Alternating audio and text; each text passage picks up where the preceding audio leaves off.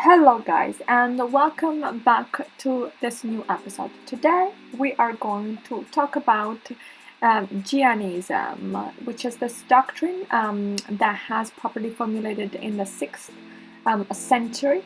It is based upon the teaching of the 24th teacher, Vardhamana, and it is based upon the 7 truths, and they are known as Tattva Jiva, where we do have in order Jiva, which is what makes souls, Ajiva, which is what makes inanimate matter, Ashrava, which is the content that is indeed contained in a soul, Bandha, that is what connects soul to matter, and then lastly, it is made of Moksha, which is this state of liberation, reflective of the state of liberation. Moksha is very well known in the meditation sort of tradition and in hinduistic or religions of sorts.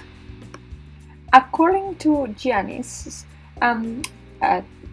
being is equal to becoming. So being is never static, is never just being, but is also equal or equivalent to becoming.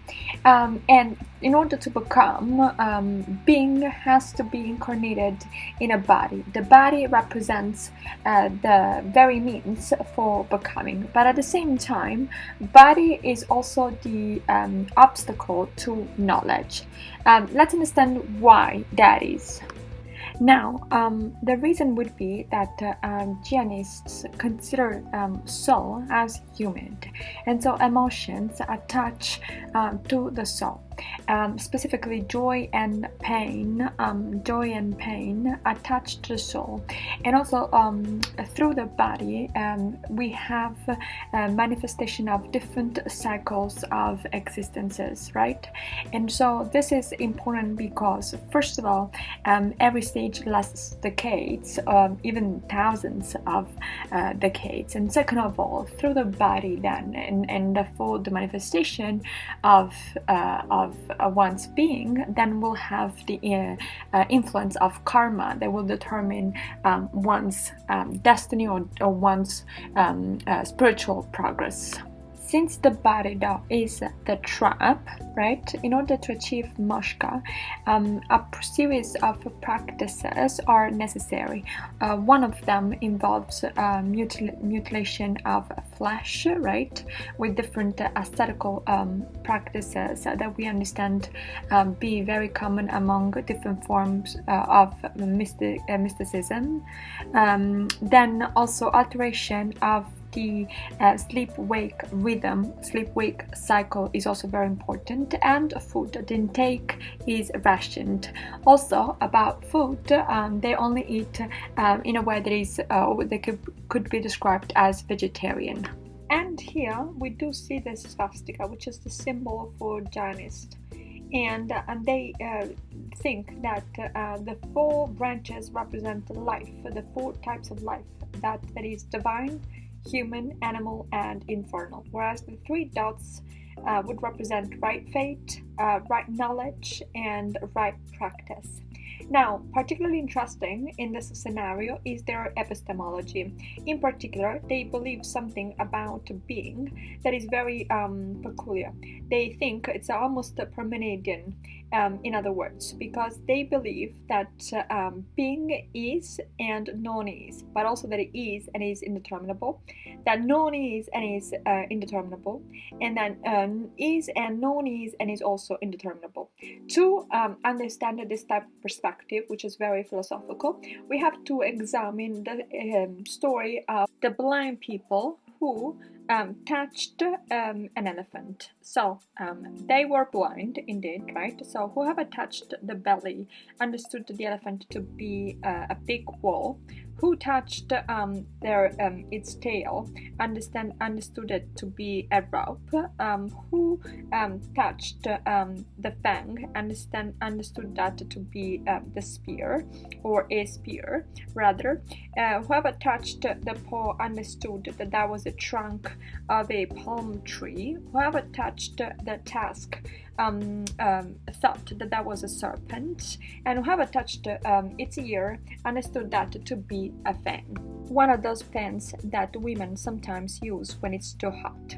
Now, that is to say that vision is always the vision of things, the perspective through which we see things is always partial. It is never determinable, and it is never completely reflective of reality in itself. So, vision, perspective on things is always blurred, right? And the only thing that can help us here is ascetical practices, right? And those that the Jainists follow are those articulated in 14 levels through the Gunastava, the so-called Gunastava. Other important aspect is the cosmology of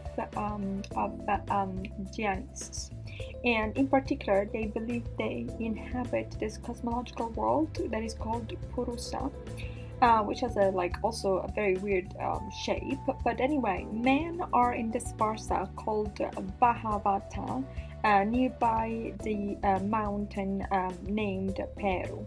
And basically, in this Purusa, we can observe that Siddhi are completely liberated and therefore are higher compared to gods. And that is because they do believe that gods need to be reincarnated in order to be completely liberated and completely free and achieve moksha. I also want to mention that basically at this point Jainists are about 4,200,000 in the world. A small minority of them lives outside of India, whereas about 4 million they do live in India, and they do cultivate ascetical practices of different nature. If you Google this, you'll see a bunch of different pictures with them wearing also face masks, just in order not to come in contact and potentially kill insects of different sorts.